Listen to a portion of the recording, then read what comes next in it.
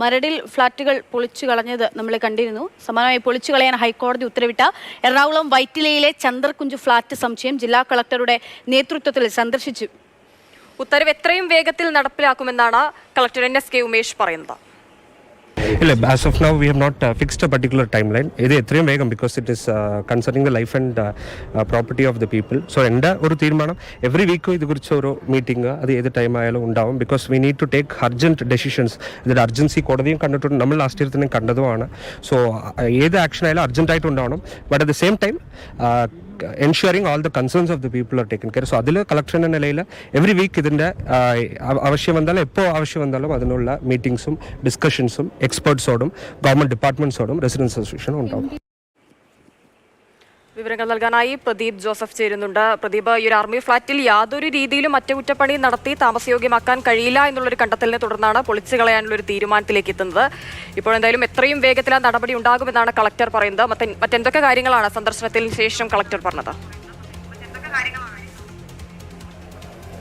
രാജ്യസേവനത്തിന് ശേഷം നാട്ടിൽ വിശ്രമ ജീവിതത്തിനായി സൈനികർ വാങ്ങിയ ഫ്ളാറ്റ് സമുച്ചയങ്ങളാണ് ഇപ്പോൾ പൊളിച്ചു കളയേണ്ടി വന്നിരിക്കുന്നത്. വൈറ്റില ജംഗ്ഷനോട് ചേർന്നാണ് ഈ ഫ്ളാറ്റ് സമുച്ചയങ്ങൾ സ്ഥിതി ചെയ്യുന്നത്. 3 ടവറുകളിലായി 246 അപ്പാർട്ട്മെൻറ്റുകളാണ് ഉള്ളത്. ഇതിൽ ഏറ്റവും വലിയ 2 ടവറുകൾ, അതായത് BC ടവറുകൾ പൊളിച്ചു കളയാനാണ് ഹൈക്കോടതി ഉത്തരവിട്ടിരിക്കുന്നത്.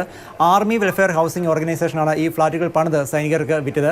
കുറച്ച് വർഷങ്ങൾക്കുള്ളിൽ തന്നെ അതിന് വലിയ തോതിലുള്ള കേടുപാടുകൾ ശ്രദ്ധയിൽപ്പെട്ടു. വിള്ളൽ, പൊട്ടൽ, കൂടാതെ ഈ കോൺക്രീറ്റ് പാളികളും മറ്റും അടർന്നു വീഴുക, അങ്ങനെയൊക്കെ ശ്രദ്ധയിൽപ്പെട്ടപ്പോഴാണ് ഉടമസ്ഥർ പരാതികൾ നൽകിയത്. ഈ പരാതികളിലും ആദ്യഘട്ടത്തിൽ കാര്യമായ നീക്കമൊന്നും ഉണ്ടായില്ല. തുടർന്ന് കോടതിയെ സമീപിക്കുകയായിരുന്നു. അങ്ങനെയാണ് കഴിഞ്ഞ ദിവസം ഈ ഫ്ളാറ്റുകൾ പൊളിച്ച് പുതിയത് പണിയാൻ ഹൈക്കോടതി ഉത്തരവിട്ടത്.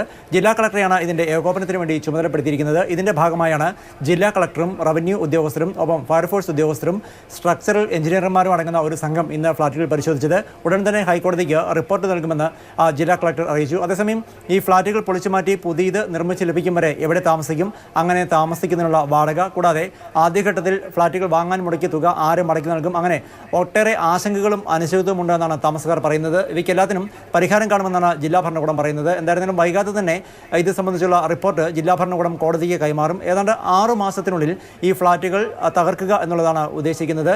വലിയ 2 ടവറുകളാണ് തകർക്കേണ്ടത്. അതിന് തൊട്ടടുത്ത് തന്നെ 10 നിലയുള്ള അല്ലെങ്കിൽ 16 നിലയുള്ള ഒരു ചെറിയ ടവർ കൂടിയുണ്ട്. ഇതിൻ്റെ സുരക്ഷ ഒരു വലിയ പ്രശ്നമാണ്. കൂടാതെ മെട്രോ ലൈൻ കടന്നു പോകുന്നത് ഈ ഫ്ളാറ്റുകളോട് ചേർന്നാണ്. ഇത്തരം സുരക്ഷാ കാര്യങ്ങളൊക്കെ പരിഗണിക്കുമ്പോൾ മരടിൽ 4 ഫ്ളാറ്റുകൾ പൊളിച്ചപ്പോൾ സ്വീകരിച്ച സുരക്ഷാ നടപടികളേക്കാൾ കൂടിയ നടപടികൾ ഇവിടെ സ്വീകരിക്കേണ്ടതായുണ്ട്. മറ്റൊരു കാര്യം എന്ന് പറയുന്നത്, മരടിൽ 4 ഫ്ളാറ്റുകളാണ് പൊളിച്ചത്. അതിൽ നിന്ന് കേവലം മരടിൽ നിന്ന് പൊളിച്ച ഫ്ളാറ്റുകളിൽ നിന്ന് കേവലം 1/2 കിലോമീറ്റർ മാത്രം മാറിയാണ് ഈ ഒരു ഫ്ളാറ്റ് സമുച്ചയവും സ്ഥിതി ചെയ്യുന്നത് എന്നതാണ്.